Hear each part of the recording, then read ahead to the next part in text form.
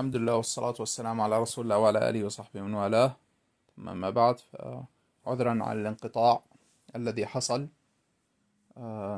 ونستمر. قلنا أن هناك فرق بين النهي عن الاغتسال من الماء الدائم إذا بال فيه الإنسان، هذا اغتسال منه، ومن بالتبعيض، أي من هذا الماء أن يأخذ منه ويغتسل منه، لا أن ينغمس فيه. والنهي الثاني هو أن يغتسل فيه، يعني بالانغماس، بأن يدخل في الماء. فالأول النهي هو في الحقيقة عن التبول في الماء، وإذا حصل هذا التبول في الماء أن يغتسل منه، لأن هذا يسبب الوسواس ويسبب أن يكون الماء غير طاهر، فلا يصلح للاغتسال. وأما الثاني فهو للنهي عن تلويث الماء لكونه جنبا. وقد استدل به من قال أن الماء المستخدم في رفع الحدث الأصغر أو الأكبر أنه يصبح غير مطهر. استدلوا بهذا الحديث، وإن كان ليس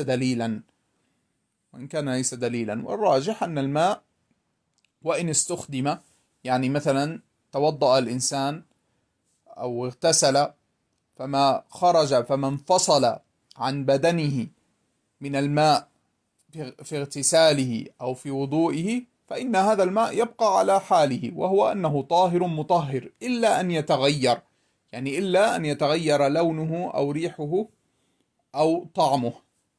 أما إذا بقي على حالته وعلى حالته الأصلية من كونه ماء غير متغير، فإنه يبقى طاهرا مطهرا.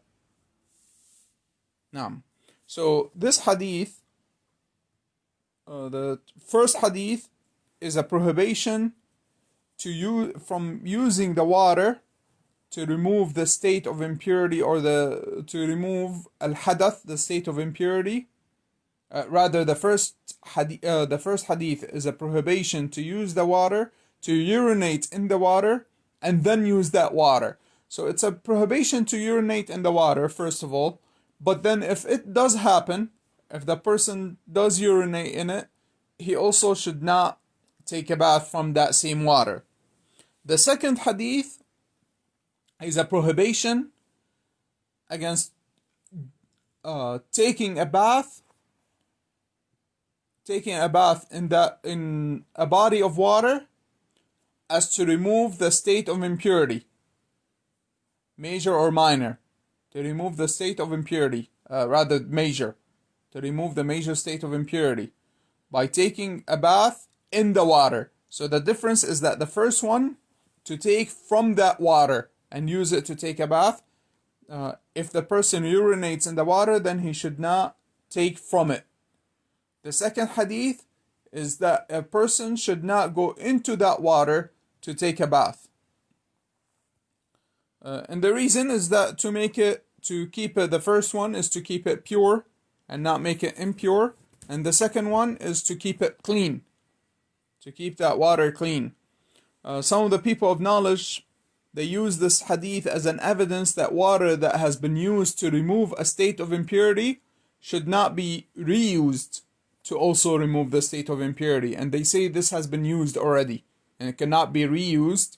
But the truth is there is no evidence in this hadith on that statement. And rather, the stronger opinion is that if water doesn't change, whether it's color, taste, or smell, if it doesn't change one of its attributes, then it stays as water and it is pure and purifying. It's pure in itself, and it can be used to purify and to remove the state of impurity. ومن الأمور التي ذكرها أهل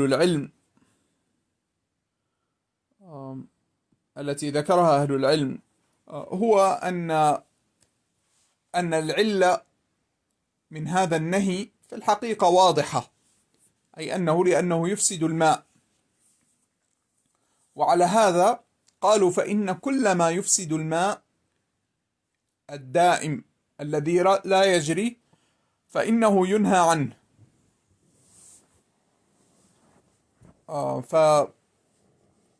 فيجتنب وضع أي شيء من النجاسة في الماء. الحديث صريح في النهي عن التبول، ويقاس عليه النهي عن وضع أي نجاسة في الماء الدائم الذي لا يجري، وهذا هو الراجح. وقد خالف في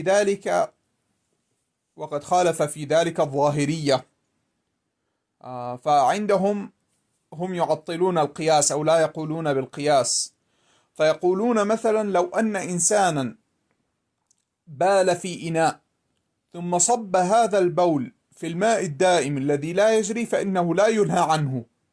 قالوا لأنه لا يكون قد بال في هذا الماء الدائم الذي لا يجري، وهذا بلا شك هو قول مرجوح، وهذا من يعني تمسك الظاهرية بالظاهر ولتركهم العلل، ومنها لما تركوا العلل ولم يلتفتوا إلى العلل أنكروا القياس، ولكن في الحقيقة أن هذا يقاس عليه بلا شك. Something to point out is that the people who are called al-Zahiriyah, those who take only what is apparent from the evidences and do not look at the reasons behind them and the wisdom behind them, they also say there's no qiyas. They do not have rules that resemble one another, or different things that have the same rule because of the similarity in them.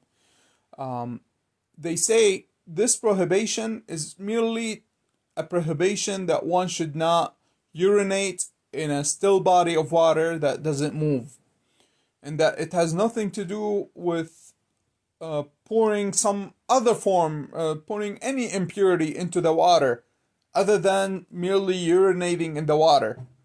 For example, they say if the person was to urinate in a cup and then pour that cup in that still body of water, they say this is not prohibited, and the prohibition is only to urinate in that water. And this, of course, is a weaker opinion, and is an incorrect opinion, because the reason behind this prohibition is clear.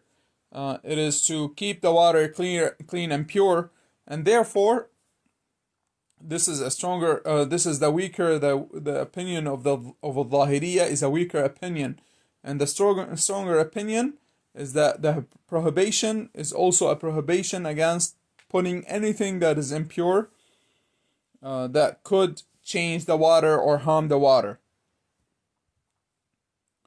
ونكتفي بهذا المقدار، وصلى الله وسلم وبارك على نبينا محمد وعلى آله وأصحابه أجمعين.